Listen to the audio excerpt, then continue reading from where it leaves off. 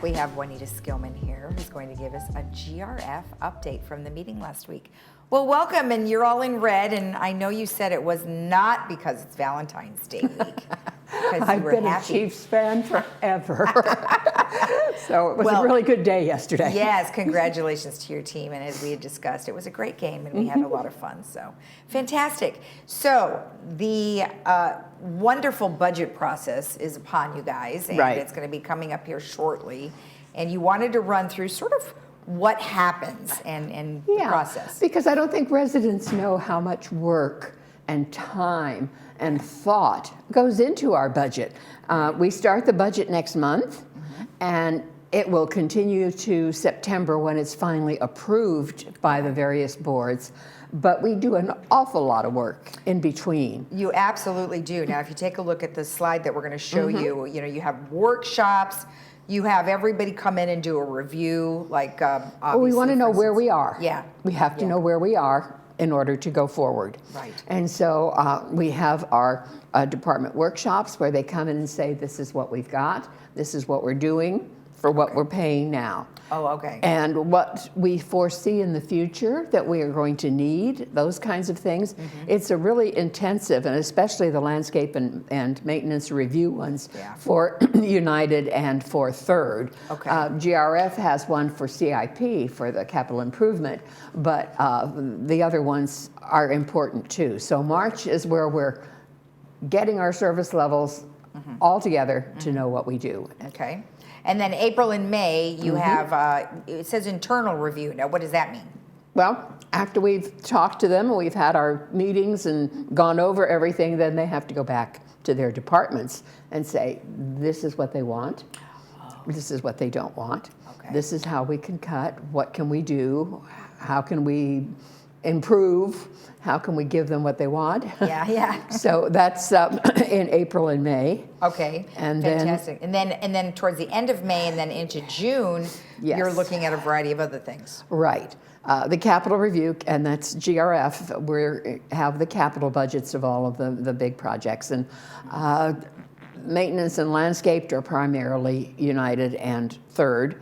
And then the operating department review, this is a final, okay, this is what we took from what you said and what we negotiated, et cetera. And the same way with the capital. So through June, we're kind of finishing version 1. Yes. The first thing out of the box. And then we head on to version 2. And version 2 is in July. And this is the business plan preparation. Okay. The deadline is in June, and then the excuse me, stuff starts coming out in July, and we have our big business plan review. A lot of people know it as the Green Book. It's the big business plan that we have every year. Okay. So this is the end of it, and that's version 2, and then we go to version 3. And version 3, this is basically July and August, and it's finished. This is what we have, and we have it televised on Channel 6 here on August 7th and 9th and 10th. And that way all of our residents can see what we're looking at with our final version. And there's still room for a little wiggle room if we find things that we want to change, or you know, 6 months into the year, things change. Oh yeah. And it's during the summer that we get, for instance, all of our updates on our utilities, and we know what electricity and water and all of those kinds of things are going to go. So sometimes we have to make adjustments there. Right. And then, of course, the finish is our proposal in September, and that's where we vote on the finished budget for next year. Right. And it's just amazing because people say, but we voted on that. But yeah, but it doesn't take effect until January. Oh, gotcha. So, and one of the reasons we do this is because, like, our insurance has to go as of October. We have different dates on different things, but this is what it works. So, Now, so that's budget. So does each board director work on the budget, or is there a set number of people that work on it, or how does that work? No, it's all of the directors. All the directors, All the okay. directors. We hope they'll all be at all the meetings. We have some that aren't as interested and don't come, but that's one of the jobs of a director, is to be interested. Right. And it's their fiduciary duty. And then the whole thing, as with anything, if they're not there and then they complain later, we say, you had your chance. Yeah. It's like when people complain about things and we say, did you vote? No. Well, then don't complain. Then nothing's going to change. So if they you don't need to help, be, right? everybody needs to be involved Yeah. in this so that Right. they all have their say. Now, for those folks who are on a committee and they want to spend money or they want to put in for budget, the directors would meet with them separately, or they would have their meeting and they would bring that up? At the committee meetings, they would talk with the staff members, our liaisons, our directors on staff, on VMS, and kind of say, this is what we want, this is an upgrade, this is something we need to do, whatever. And they'll work that in as they do their director reviews. Okay, all right, well, excellent. Well, thank you for going over that, because you're right. People just go, oh my gosh, they've been doing the budget forever. And it does take an awful lot of time for them to continue It to does, do that. and a so- lot of work and thought. Yeah, And it really research does. goes into it, and as I said, if you're not part of it, accept it for those who were. Absolutely. All right, well, let's take a look at the next item that you have here. Yeah, this was our meeting on Tuesday, and one of the things that we did was we approved the credit card transaction fee, because it's a lot of people now are paying for many things on credit cards, not just their monthly assessment, but their golfing and their pack attendance, and things like that, yeah. tickets, things like that. There's all different kinds of things that there are fees for, and they want to pay on credit card, but there's a fee. Yeah. And it's not fair for GRF to have to pick up that fee Right. for them using money from everybody. Yes. And so yes. it's an individual thing, and so we did it go back, and it will be charged to the individual resident who uses the credit card. Well, and that's So- not uncommon, because even No. though you might go to the store and Right. use your credit card, believe me, that charge is built in. It is. And it's just important that we separate out what's an individual charge Yes, and what's paid for by the whole community. right. But they don't have to use a credit card, right? No, they don't. No, they don't. So Okay. we're getting more and more and more credit cards, though. Of course. So. Okay. All right. And then we approved 3 different donations. One of the things that we get that are really wonderful in GRF, and this is with the amenities, is people who donate things, necessary things to us. For instance, in the Art Association, they have a printing press and a mat cutter that is going to help them with framing and doing their pictures. Nice, okay. The sewing group, the long arm quilting machine, the quilts that come out of there are Yeah, fantastic. they are beautiful. And they're beautiful, but they needed this particular piece of equipment, so they got together and bought it and donated it then to I see. GRF. All right. And then we had Stella down in the reception area here at the community center for a couple of months, and it was a recreation of one of Wyland's whales, and it's beautiful and beautifully done. So they asked that we mount and frame it and put it into the lounge area of Building 4 instead of just putting it away. Oh, I think that's great. That will be nice. It was really great to see that when I walked in, and it was right by the elevators. We really we appreciate donations, let's put it that way. Yeah. Some things we can't accept. They have to be in good condition. It has to be something that we can use, et cetera. But donations are very necessary in a village like ours. And if somebody would like to do a donation, what do they have to do? It depends on what they are, if they would go to that department or to that committee meeting, if you will. These ones all came through CAC, Community Activities Committee, and Recreation Department. So it just depends on what it is that they want to donate. Okay. And there is a committee or a group that will start it, and then it moves up to when we do it at the final approval at the board. All right. So Well, excellent. it doesn't come to the board first. Right, okay, perfect. All right, and then the Village Breeze. Yeah, the breeze is out, and there is a marvelous article in there on our reserve fund, the GRF reserve fund, which is so misunderstood. People don't understand what it is, how it functions, who takes care of it, how do we make sure that everything is right, and we just had a reserve study this year of it. So I really encourage every resident, read that article. They look at it and they go on to something else that's there. But this is really important, and it really answers a lot of the questions that we've been seeing in letters to the editor and things like that, where people don't really understand the reserve fund, what it is, how it's used, and what the limitations of it are. Well, exactly. Well, that's good to know because, like you said, many people do say, well, hey, you have this much money in the reserve fund. Why can't we use it for this? Yeah, just go ahead and use it. Yeah, yeah. But it's been earmarked for other things. It certainly has. All right, good. And then this looks fun, destination shopping. Yes, we did that before pandemic, and it was very popular. And it's coming back, and the first one will be in March, and I'm sure you all will be apprised of it, so you can announce it.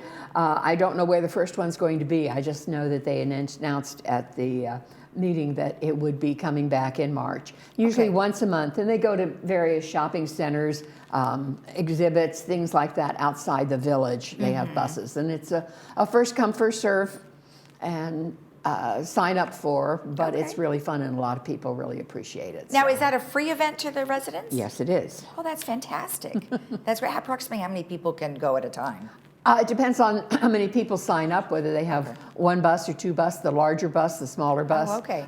It really depends on demand. Okay, well, good. Well, we'll look for that information and share that with our residents when it's available. And of course, the big issue right now is Gate 12.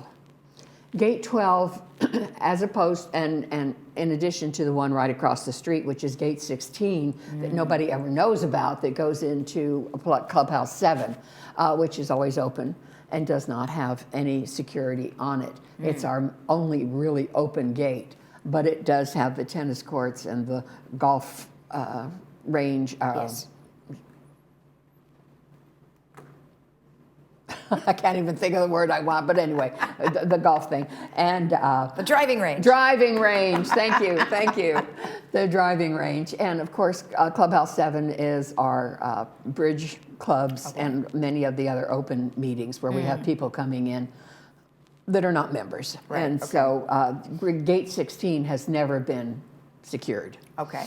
But across the street, Gate 12 is the entrance to Clubhouse 2, the Village Greens, Club 19, the golf course, the pickleball courts, a lot of different lawn bowling, many different amenities come through there. And they're supposed to be for residents. And we have not really had too much of a problem until recently.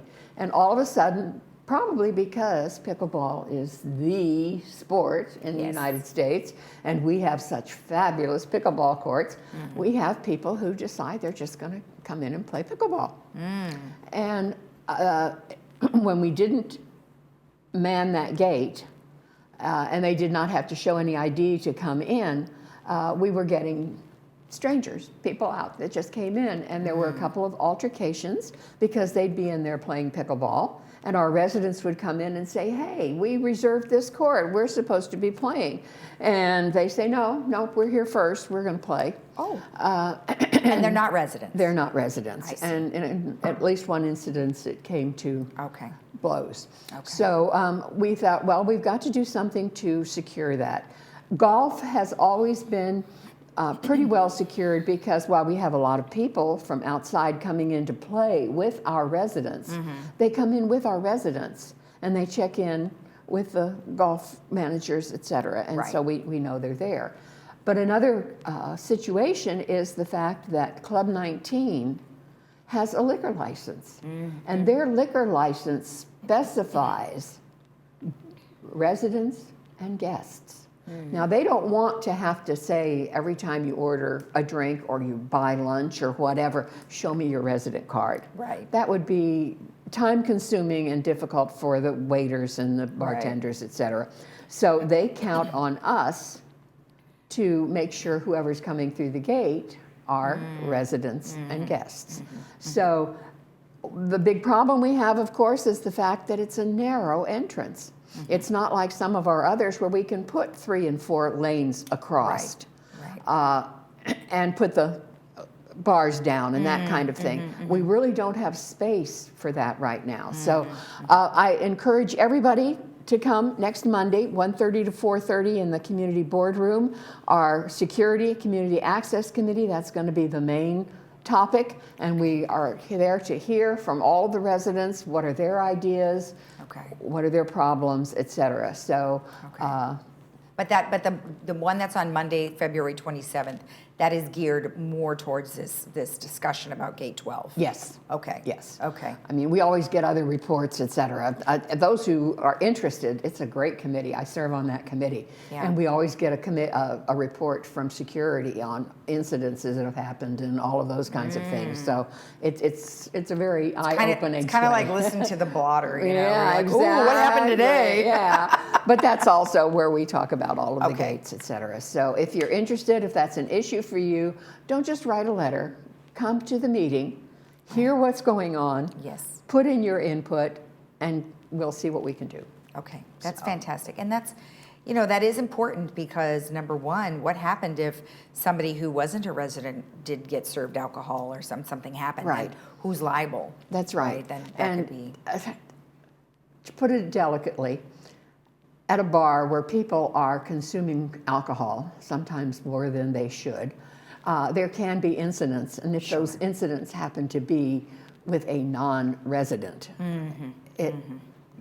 it can affect our liquor license. We don't want that. Yeah, folks. well, and you just have to be careful anytime you're having that. So, all right, good. And then lastly, you have an announcement. I do. I'm so pleased that we have a corporate members meeting this afternoon to validate it. But at our meeting on Tuesday, we approved a 24-month lease agreement with the building right next door to the community center for 4 suites to be able to move over the people who are now in Building E, which is up by the maintenance shop. It is falling down. We've been working on this and working on this, but this is a place for them to be for at least 2 years while we get that settled up there.